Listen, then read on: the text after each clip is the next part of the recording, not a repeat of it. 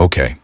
Now this might be fresh news to some of y'all watching, or maybe you already know everything about it and you're just here for the vibes. Either way, I figured this deserves a proper deep dive. And hey, there might be some stuff in here you haven't seen yet, so pay attention. Today we're breaking it all down. Everything you need to know about Higuruma's awakening mechanics.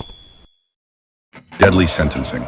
I know I touched on this in my last video, but I didn't really get the chance to break down how it actually works. So today we're going all in. What makes this domain so special? Well, first off, it's not like Gojo's or Sukuna's where you hit your ult and go full anime boss mode. This one's different. It's more like Hikari's, a pre-awakening type domain, where the user's got to go through a certain process before hitting the full mode. Basically, once your ult bar is full, you press G and boom, it activates instantly. No charge up, no dramatic animation, just straight to business. Now here's the twist. Even though Higuruma's domain works like Hikari's in terms of activation, the actual gameplay is the total opposite. With Hikari, he can chill solo in his domain while waiting to hit that jackpot. Most Hikari mains are out here avoiding people on purpose, just trying to vibe alone until they power up. But Higuruma? Nah, he needs people in there. His domain is built around putting people on trial. He has to bring someone in to make it work. If you pop deadly sentencing and nobody gets caught inside it, it straight up cancels and you lose 20% of your awakening bar. Just gone. Same thing happens if you manually deactivate the domain by pressing G again. You'll lose 20% of the ult bar either way.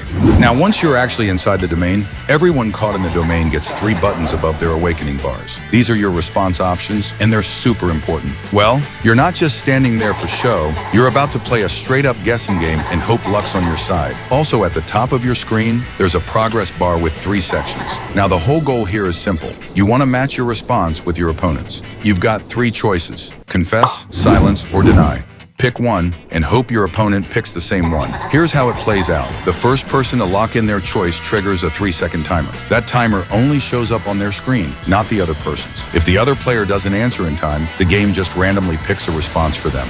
Now, if there's more than one person caught in the domain, it goes off the first person on that side who locks in their answer. Whoever answers first basically speaks for the whole team. So here's how the bar works. If both sides pick the same answer, like silence or deny, the bar moves up 1 section. Simple. But confess has its own special rule I'll break down in a sec. Now if y'all pick different answers, well, yeah. Nothing happens. The bar just sits there. Here's where it gets interesting. When the domain ends, whatever progress you made on that bar decides what reward you get. If you didn't fill any sections, that's a fat L, but not a full loss. You still get 80% of your awakening bar back, so you're not totally cooked. If you got 1 section, that's where things start heating up. You randomly snatch 2 moves from every opponent inside the domain,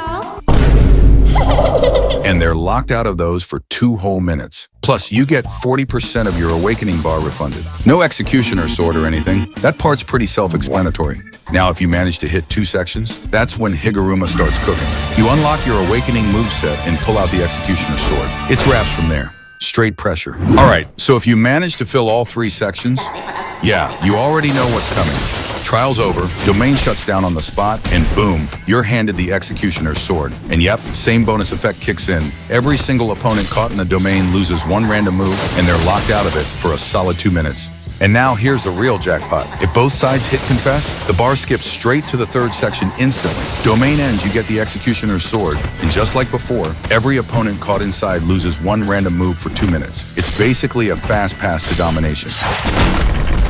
Now let's talk about the awakening moves. I already showed this off in my last video, but since we're deep in this topic already, I'll slide it in again real quick. So here's the deal. This awakening set only unlocks after you get the executioner's sword, and right now, there's only 2 abilities tied to it. But first, let's talk about the passive. You might have noticed something weird, like, why the hell are your M1s not landing? Or why does it feel like the opponent is just auto-dodging every swing? Yeah, that's actually on purpose. I think Z designed it that way to stay true to the manga. Because in the actual series, if this sword hits you, it's wrap, 1 shot, done. So to keep that vibe without breaking the gameplay, they added this cool mechanic where your opponent can technically dodge your swings, but they still take a bit of chip damage and get stunned on every slash. Then on that 6, you hit them with a that actually connects and knocks them back.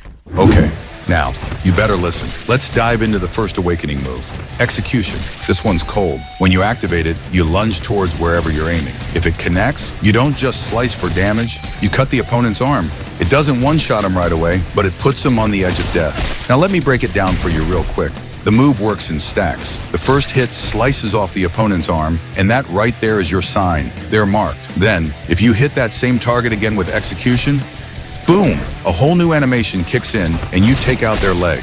That's 2 stacks on them now. Now here's where it gets crazy. If you manage to land it a 3rd time on that same poor soul, it triggers the real execution. I'm talking full kill, no comebacks. Your character stabs them, stomps their head, and ends it. No questions asked. It's over. So yeah, it's kind of like a pattern. Arm, leg, finish, period. Well, that stacking effect doesn't visually apply to Mahoraga. You won't see the arm get chopped off or any of the flashy cues. No visuals, no drama, but those stacks are still building behind the scenes. But take note, it can be countered, so you still gotta play smart with it. Now, the final awakening move we've got right now, the final judgment. Your judgment has been passed. The sentence is death.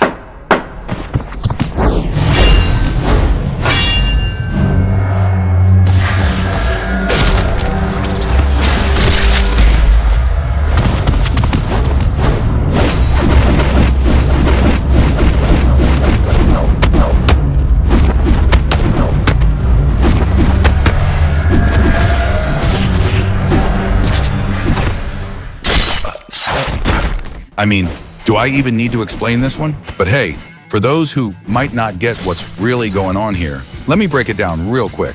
So when you trigger this move, your character rushes forward a short distance from where you were. And here's the thing, targeting your opponent takes a bit of feel. Not math or anything crazy, just trust your gut, line it up, and let it rip. If you land it, oh man, it kicks off this stage clash with your opponent. I'm talking hands being thrown, slashes flying, straight anime battle type beat. You're locked in and it's looking clean.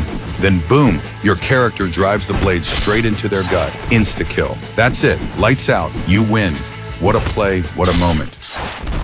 Now don't get it twisted. Final Judgment is a straight up one-shot move, but that doesn't mean it's untouchable and you're immune to getting clapped. I actually tested this against some of the common counter abilities in the game, and bruh, they work. You can get countered right out of this move, no joke. So don't go thinking you're invincible. So pick your moment wisely. Now, so out of pure curiosity, I went and tried using Final Judgment on Mahito inside his domain. Now, if you know the game, you already know, you're not supposed to get too close to him in there. His domain's got that idle transfiguration cooking the second you step in. But yo, here's the wild part. I managed to land Final Judgment and take him out completely. But then there were other times I'd kill him and then immediately drop dead right after. So technically, if you look at how the passives work, yeah, you still have no immunity to Mahito's domain effect, not even during the Final Judgment animation. So unless it's intentionally built like that, might be a bug or maybe just the animation messing with the timing. Either way though, it's kind of sick, not gonna lie. Risky as hell, but if you pull it off, chef's kiss moment right there.